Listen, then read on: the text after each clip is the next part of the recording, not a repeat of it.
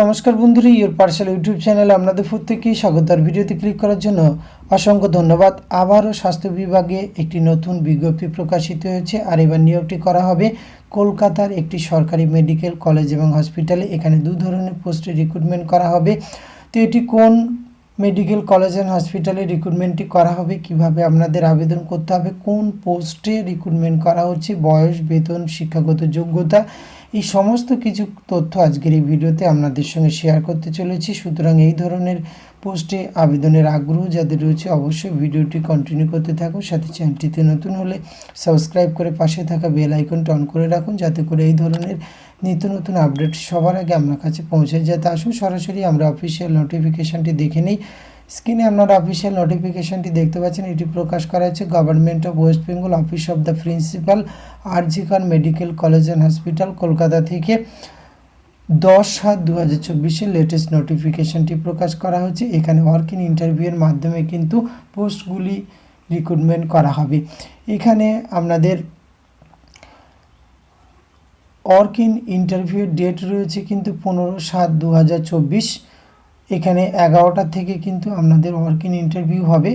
এক্ষেত্রে আপনাদের যে পোস্টে রিক্রুটমেন্ট করা হচ্ছে research scientist on non medical পোস্টে রিক্রুটমেন্ট করা হচ্ছে, একটি শূন্যপদ।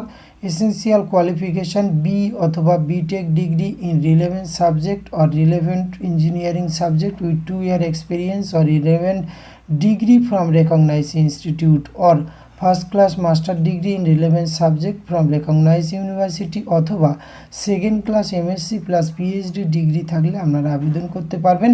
বেতনক্রম রয়েছে বেশ ভালো মানের, 56,000 টাকা plus HRA as admissible per month, অর্থাৎ 56,000-এর সঙ্গে আপনারা এইচআরএ সহ কিন্তু এখানে বেতনক্রম পেয়ে যাবেন। 2 নম্বর যে পোস্টে রিক্রুটমেন্ট করা হচ্ছে ল্যাবরেটরি টেকনিশিয়ান, একটি শূন্যপদ রয়েছে।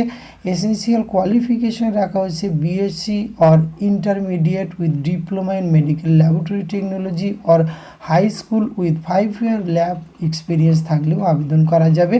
ডিজারেবল কোয়ালিফিকেশানের ক্ষেত্রে নলেজ অফ কম্পিউটার অ্যাপ্লিকেশন অথবা ডাটা ম্যানেজমেন্ট এই যোগ্যতাতে আবেদন করতে পারবেন। ডিজারেবল কোয়ালিফিকেশান না থাকলেও আবেদন করা যায়, এটি আপনারা প্রত্যেকেই জানেন।